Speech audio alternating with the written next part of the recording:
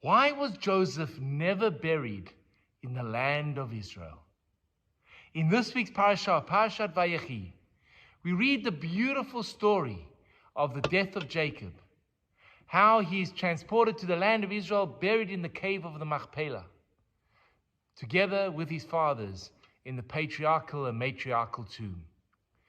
But the book finishes with the death of Joseph. Joseph the viceroy, the man who had saved Egypt. Surely, if he had declared that he too wishes to be buried in the land of Israel, it is very sure that the Pharaoh would have allowed him too to fulfill that wish. But why not?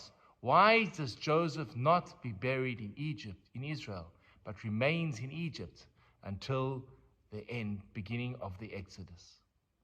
And the answer saw very beautifully described in the Parsha Parables by Rabbi Mordechai Kamenetsky. He draws us attention to the following, that there's a juxtaposition between the end of the verse and the end of what we say when we conclude a book.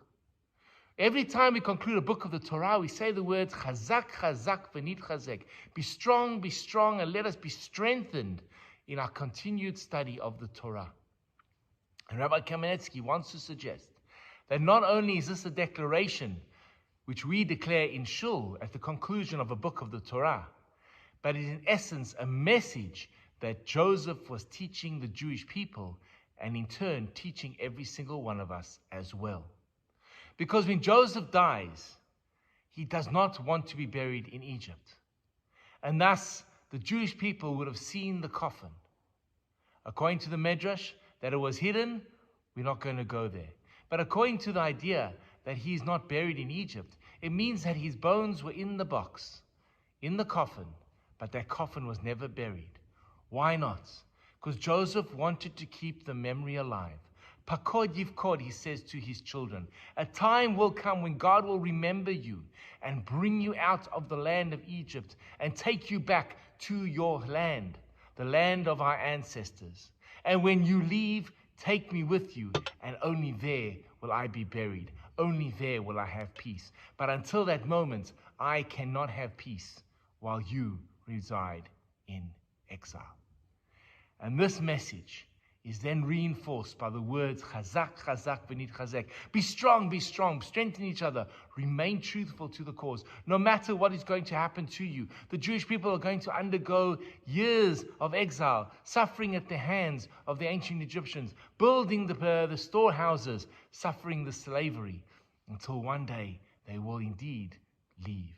But it was the sign of that coffin of Joseph that would have maintained their faith and their hope in the future, that there will come a time when the promises of God will be fulfilled and we will go back to our land. Is it any surprise then that the name of the Israeli national anthem is Hatikva, the hope? There's always a hope within the Jewish people that resides deep within our soul, that things will be better, that we will get back to our ancient homeland. We will establish a land which is based on the values and teachings of our Torah, that will fulfill the vision of Isaiah of Ki Mitzion Teitzei Torah, and that the nations will flock to Jerusalem to come and learn and be inspired by the God of Israel. For this reason, Joseph refuses to be buried in the land. Don't bury me. Don't hide my essence, because it is through this unburied grave that you will find the inspiration to survive the darkness of the coming exile. Chazak, chazak, v'nit chazek. Shabbat shalom. Hi, this is Rabbi Lewin. If you've enjoyed the content of the sermons and the ideas that have been expressed in the YouTube video, please hit that first subscription button and notification bell, and share the videos with friends. We'd love to grow the channel and love to engage with you. Please share your comments in the section below. I'd love to hear from you. Have an amazing day.